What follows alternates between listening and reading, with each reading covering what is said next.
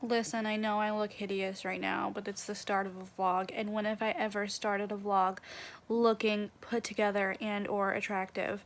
But I'm starting it now. So it is Sunday, October 6th, question mark? Yes. And my reading goals for the week. I'm still doing the Gilmore Girl readathon. And I've changed my prompt for Complicated Love Interest, and I'm reading Shadow and Bone by Leigh Bardugo. I have never read the Grisha trilogy before, and I'm excited to see what all the buzz is about and the scandal. So yeah, I'm going to the signing this week, and I kind of want her to deface this cover. And I'm thinking about also bringing Six of Crows, and obviously she's going to be signing Ninth House, so yes. So that is why I'm reading it. Kind of symbolic because I've only read one Leigh Bardugo book, and that was Six of Crows. And I've always been wanting to get to the Grisha trilogy, even though I know it has like a lot of mixed reviews and it doesn't stand to the test of time. But I will make that decision for myself. So yes, I am going to start reading that for probably about an hour, and then I gotta start getting ready for work. I start at 1 p.m. and I am closing, so I won't be off until 9:30 / possibly 9:45. So yeah, that is the plan for today and for the week. I also did start Pumpkinheads yesterday, and I really, really enjoyed it so far. It is freaking adorable. I love it so much, so I might pick that up along the way as well, and whatever, if I do decide, if I finish this week, which, who knows, I don't even know when I'm going to plan on ending the vlog, if it's just going to be right after the signing, the day after, or what. I haven't really planned it out. We'll just see where the wind takes us. So, my name is Ariel. Welcome to my channel. Thank you for watching. This is a good one. I'm going to stop talking now, because this part's probably been boring AF.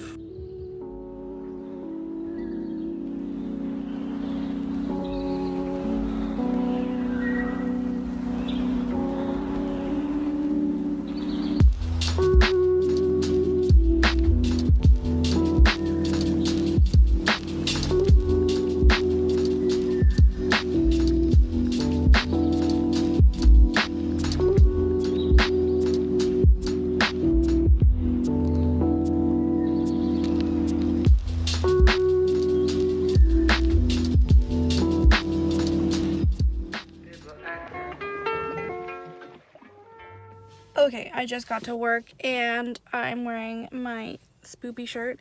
There is a Snapchat group chat that is going on right now that I don't need in my life. Why do I feel like fat right now? That's tea for another time.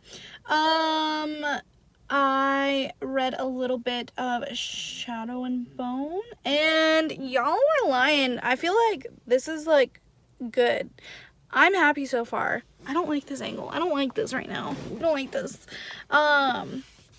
I thought the writing is really good. Of course, I'm only in the beginning, but I'm really enjoying the writing style. I don't know why I'm surprised, because I loved Six of Crows, but it's like been such a long time since I read it. It was like almost 2 years ago, or like, I'm such a good vlogger. I think it was like 2 years ago. So yeah, I'm really hungry right now. I'm gonna go inside and get some coffee and some snacks. But on my way to work, I was like, there's no good music that I'm like listening to like recently. Like Halsey's put out a couple of stuff, and I know people shade Camila Cabello, but I'm a fan. And I was like, you know what? I like a few BTS songs, but I haven't ever talked about it like ever on Twitter or on my YouTube, because like I'm not like, I don't even know if they have like a name, but I'm not like a full-on stan. I like Home. These are the songs I've already listened to. I liked Home. I liked Make It Right, and these are all just songs off their new album. And I love Home is probably like my number one. I fucking love that song. And I of course like Boy With Love because I like Halsey, but and I liked from their old music, I'd only ever heard DNA and Fake Love. Oh, maybe I shouldn't focus on me. And I really like Fake Love. DNA I liked, but it wasn't my favorite. But I was just like, you know what? Let me just dive in to see like what is up. And the first song that came on, and like the only song I was able to listen to, is a song called Soul, production by Hone.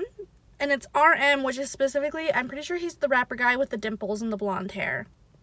if I'm not mistaken, because I like him, and if, like, I honestly don't know their personalities at all, but I watched the Boy with Love video, like, probably 10,000 times because I enjoyed it so much, and I love that song. And I like RM just based off of, like, physical, I don't know their personalities. I'm not the type of person that, like, watches all, like, the videos or, like, the behind the scenes and, like, BTS moments. But I like RM, and I liked Jimin, but specifically Jimin with pink hair, because I feel like we could be best friends, but only when he has pink hair, because, like, I want pink hair and he looked fabulous with pink hair, and I just want us to be best friends. So I guess those are my I don't even know what bias means. But I mean, I really liked this song. So maybe I'll be checking out more BTS. I mean, I feel like I'm making a political statement now when it comes to, like, cuz, like, it's a big deal to talk about BTS with your booktube. Like, you've chosen a side. Anyways, I'm gonna go inside and get a snack. Oh my god, this might actually work. Okay, guess who's failed at updating? Me. That's because I've been busy, but today is the signing, and I know, exciting. Glenn's in the background if you can hear him. He's sneezing. He spent the night last night, and I read for a little bit. I'm halfway through Shadow and Bone. I feel like this vlog is not gonna be exciting now because, like, I feel like I'm, like, nervous for some reason. Oh no, it's not doing what I want it to do. So I just wanted to, I don't know, have some content for you guys because I haven't updated at all. So I was gonna film getting my makeup done, but trying to, like, use my phone, and it's just not wanting to work. So this is a fun little get ready with me segment. I'm using this Benefit brow pencil in number 3 for my eyebrows today. Can we have some sort of, no? Okay, well, we'll see how this makeup portion of the video goes. Okay, so now that my brows are not in any way even, which, by the way, yes, I do my brows first. I'm a psychopath like that, but that's just how a girl who went to makeup school told me that I should do it, so I've been doing it like that ever since. I'm gonna try and not focus on my completely messy room and maybe my messy bed.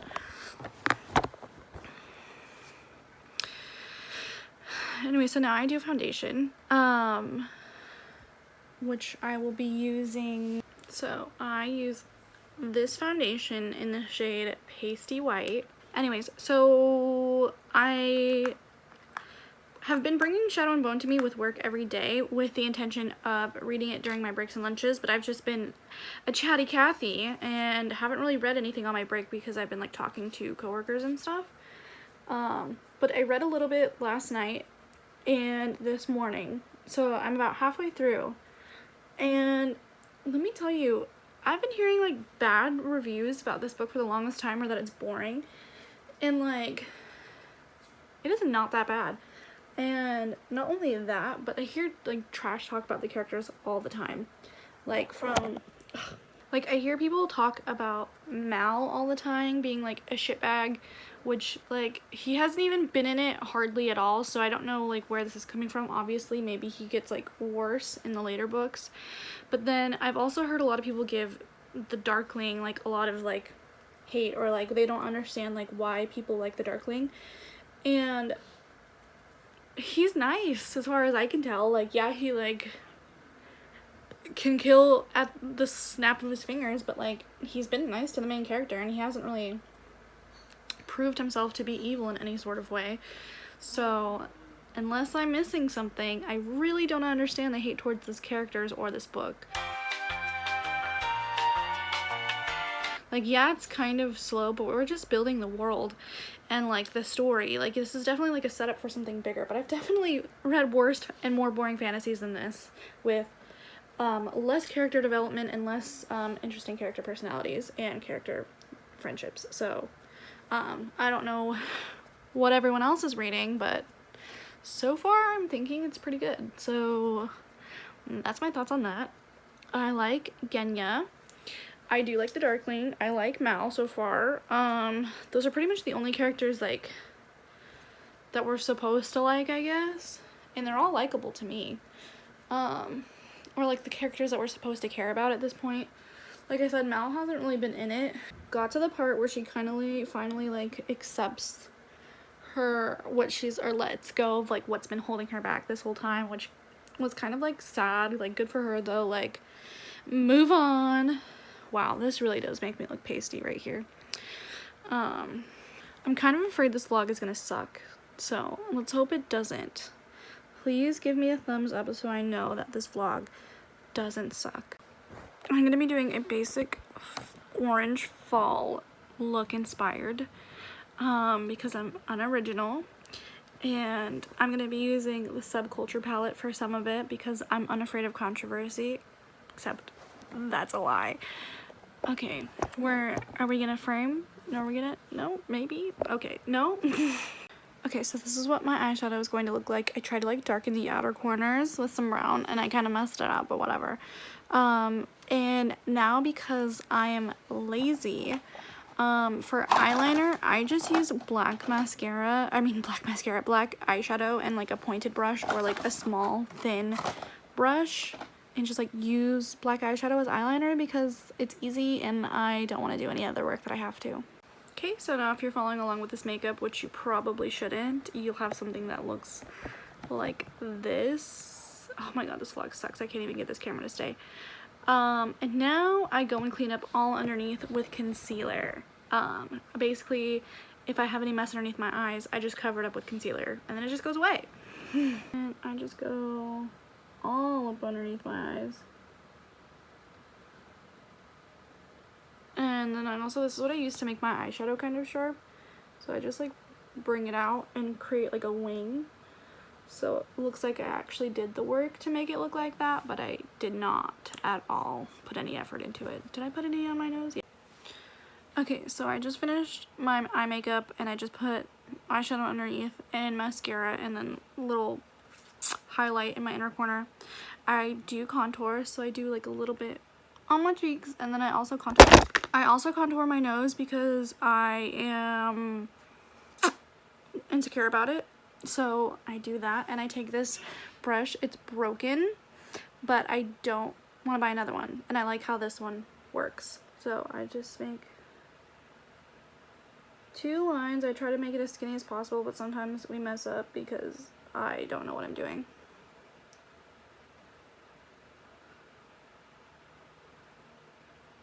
So kind of like that.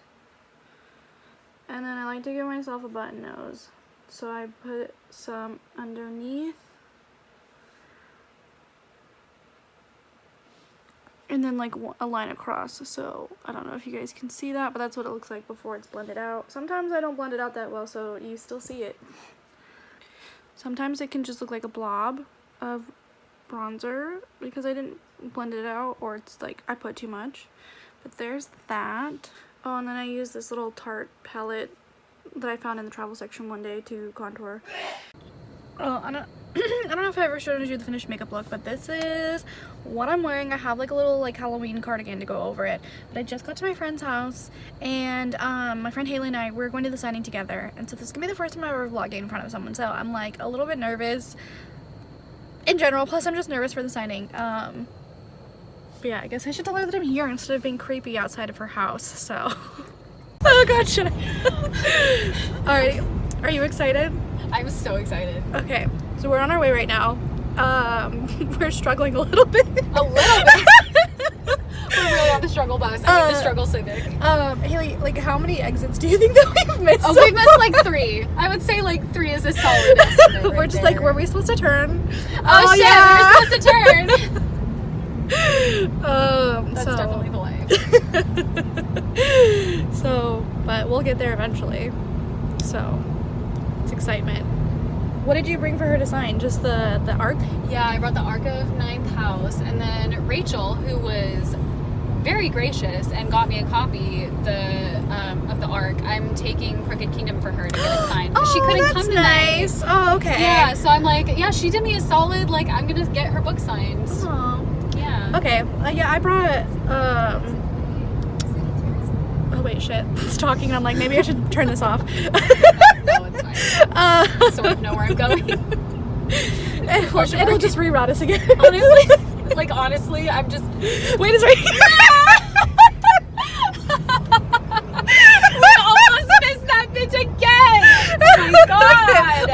we'll check in later. Wait, I think I'm turning right, so Okay. I need to get over. Oh. Made it. And look what she has. How long have you had the arc for? Oh my god, I've had this for several months now. I know, right? Look at the nails. Cherish this is. Oh yeah. Literally, like. Wait. Oh, this is horrible lighting. Look, it's so cute. It's the Yeah, I snake. got a little snack. Listen, I am that bitch. I've been telling her this whole time. I'm pretty much a fake fan. She's the real one. So like. We kind of balance each other out. I'm like a little psycho, and you're a little bit more normal. So like it's fine. Hopefully that's not us. So. This is like a nicer venue, I think, than the Grove. It 'cause They is. have those little TVs. That's so cool. There's like a huge camera right there. Oh, that's why. Windows. That's so exciting. We definitely need to get here like ASAP so we can get seats in this. So we're currently at the Barnes & Noble. We're starving, so we need snacks. Yes. Some sustenance. Snacks are required. I wish they had waffles, but they don't. Sad life. Well, this one looks special. Maybe it has some things that we don't know. I like vlogging you better than I like vlogging me. Huh? So I like vlogging you better than I like I'm just vlogging so myself. interesting. So Haley is just like flexing on everyone. She knows everyone here because apparently she goes to every signing. You know, So she's flexing because of her art. She's like, it's just really cool. Also, you know she's a real fan because you got her a gift. And Oh yeah, a little present. Throwing shade, but you love me. yeah, I do. Well, I was just saying like, how do I be you, or how do you be you? Anyways, Keep the depression and anxiety at bay. I know. also like I'm drooling actually. That is my question. How can I summon Red Barnes? Please tell me your secret. What is the pentagram I need to draw? Know who you're here to see. So let's just do a really quick thing. So we're gonna do some chatting. We're gonna have some questions you guys submitted that they're gonna have that go through and answer. Just so you know, this is not a look choice. So if you tweet about this, you need to tell people that I have an eye infection. I'm not just working Bond villain realness. So. Hi, thank you guys for coming. Now I'm really close up. You're gonna be really glad I have this eye patch on. It's pretty gross. My doctor was like, well, you know, it's important you don't get bacteria in there, so you're going to have to wear an eye patch. And I was like, go on. An excuse to be more extra? Don't mind if I do. Thank you guys for being here. This always feels like I'm throwing a party and no one's gonna come. I think that when you have been the nerdy kid your whole life and the person who ate lunch in the library, I think that there's always a fear that you're gonna throw the party and nobody will attend. But I think it's especially with Ninth House important to me because it's such a big leap for me. It's a very different kind of story.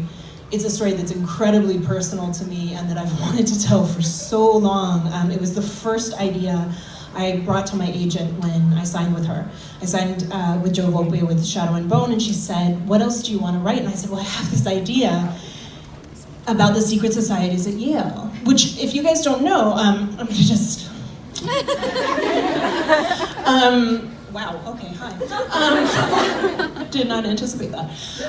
So the society, these 8 societies full of undergraduates, tampering with forbidden magic, you would need another house, a 9th house, to keep them from quite literally raising hell.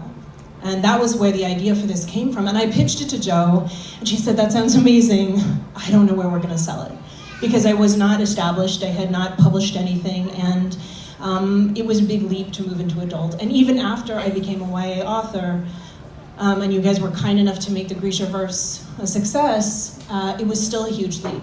And I was lucky enough to find an editor and a publishing house that were willing to make that leap with me. So thank you for being here tonight, taking the leap with all of us.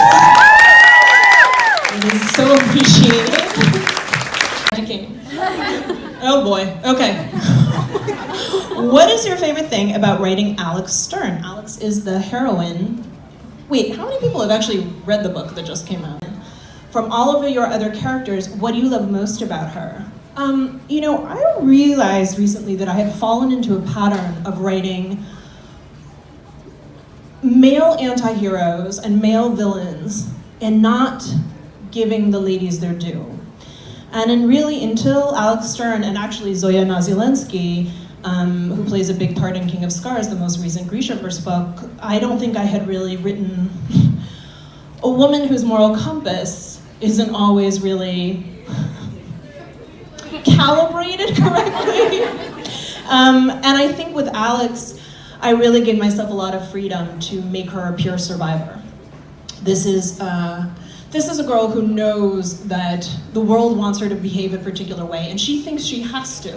She thinks she has to be this thing in order to survive. But in fact, in order to make it through the world, she's going to have to embrace the ugliest, most brutal parts of herself, and really the most shameful parts of herself, and employ them to get through this world that she really does not know the language of, that she's really sort of crash landed into. How do you come up with your character names? And do the characters come to you first, or do you have to pick their names first? And then there's a thank you and a happy face, so thank you, kind person. You know, naming is really magical. I get a lot of questions about names, and that's actually a theme of Ninth House. Naming is very powerful, and knowing a name gives you a level of connection and intimacy with that person or with that character.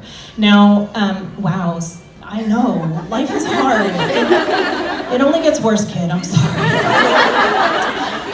So there's a, for me, I can't write a character unless I know their name.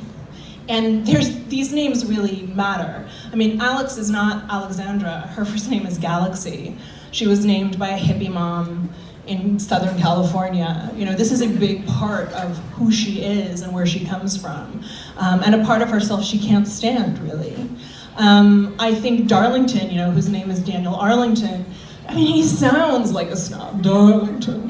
You know, like, I really love knowing a character's name, and sometimes I have to change them. I think I've told this story before, but I had to change Jesper's name in Six of Crows. He was originally named Heron because he was tall and stork-like, and I wanted to convey that in his name. And then I realized that Cassie Clare had really gotten there first with the Herondales, and also that I had another character who had an H name, Matthias Helvar, who was frequently being referred to as Helvar as opposed to Matthias. So certain names arrive clearly and perfectly, and other names I have to go looking for. Oh, and my favorite one is that Kaz wasn't originally named Kaz. He was named Baz. Thanks, Rainbow. Okay. Oh, wait. Oh my the God. audience. Yes, in the back. Yes. Please, is there a possibility of you making a jewelry line based on all of it? I like your style. I cannot personally now make a jewelry line. I am somewhat limited in what I can do for the Grishaverse because of the Netflix adaptation. However, I would love to make a very snaky, serpent-filled jewelry line for Ninth House. I mean, I have to say, I got this question in an interview with a reporter the other day where she was like, how did you get in the mood of Ninth House? It's so dark. And I was like, you realize I am happiest walking around the graveyard, like it was not a stretch. So I would love to do a witchy, dark collection or something like that. My dream is for somebody to come along and be like, make a plus-sized gothic fashion collection. I would be like, this is the dream. Everybody, you know, get on Torrid or ASOS and be like, get my girl her collection.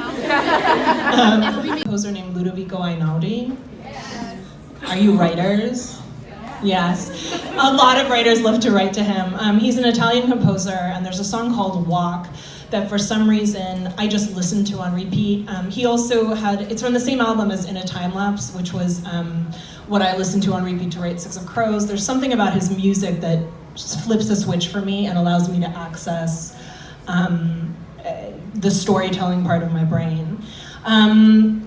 I think Cities and Dust by Susie and the Banshees, Sister, I'm a Poet by Morrissey, Me and the Devil by Soap and Skin. Is that 5? 4. Anything by Fever Ray, but If I Had a Heart. Oh, so delicious. And I'm going to give you a bonus, which is Seven Devils by Florence and the Machine. Yeah. Yeah, that song I feel like goes with all of my books. And I just want to put on a gauzy dress and cue the wind machine, and it's all drama. I love it. Yeah. I did get to do a research trip for this book. I made sure to go in the dead of winter because I wanted to remember what it was like to live on the East Coast. Answer is it's horrifying. But did anything surprise me? Yes. New Haven surprised me. I went back there to research Yale. That's what I thought I was going there for. I had arranged some really lovely behind-the-scenes tours of the Beinecke Rare Books Collection and the Peabody Museum and the Elizabethan Club. They have a vault with Shakespeare's First Folio in it. They showed it to me. I was like, you do know I write heist books. Big mistake. So I had thought, and I even got to live in my residential college for about 5 days in a guest apartment. They didn't put me in somebody's room. Hi guys, who wants to do keg stands? The idea. So I thought I was going there to refresh my memory on Yale and learn more about the campus and the architecture and figure out really the way I wanted this book to play out. But I ended up touring around New Haven and its environs with a woman named Barbara Lamb, and I really fell in love with the city. And it's honestly embarrassing to realize how little you know about a place you lived for 4 years, and even longer, because I wrote for The Advocate after I lived there as a student. And yet, Advocate fans in the house. Trauma. I don't see anybody going to Stephen King and being like, Mr. King, tell us about your sad teenage life, you know? I mean, maybe they have, I don't know his life.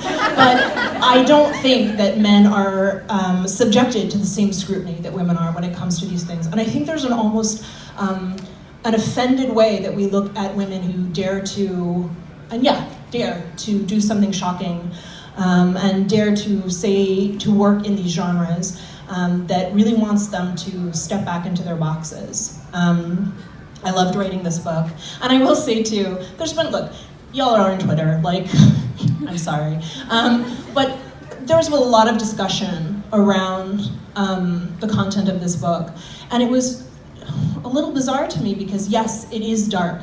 And yes, there are shocking things that happen and sad things and traumatic things, but there's also a lot of funny things. Like, I think this is actually a fun book with many jokes and lots of friendships, you know?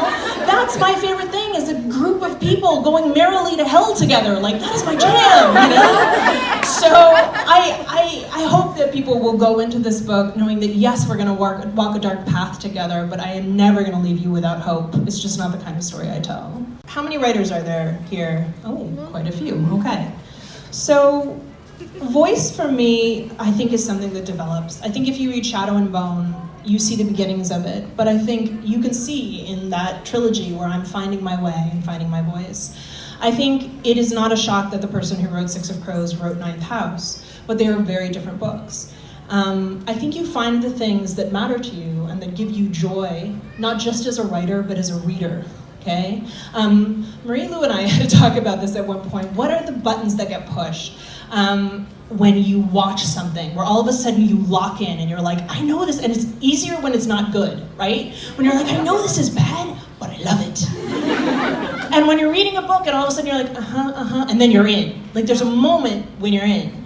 And I think that when you identify those things and find those things, you begin to develop the things that really give you pleasure as an author and also inform what you want to bring to the page for the reader.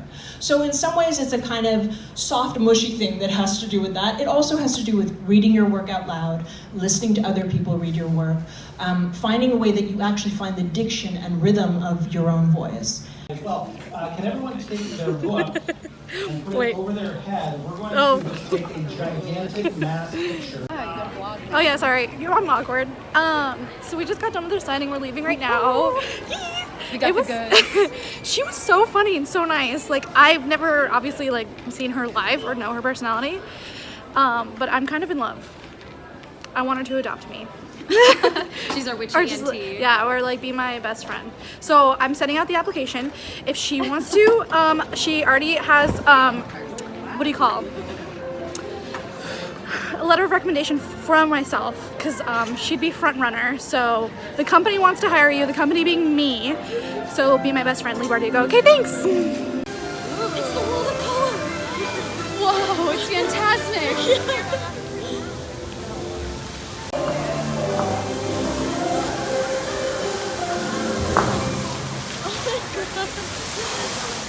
That was way too much. That was a lot. I thought I was gonna die. I thought there was still a comedian. I like fake them. Oh my god.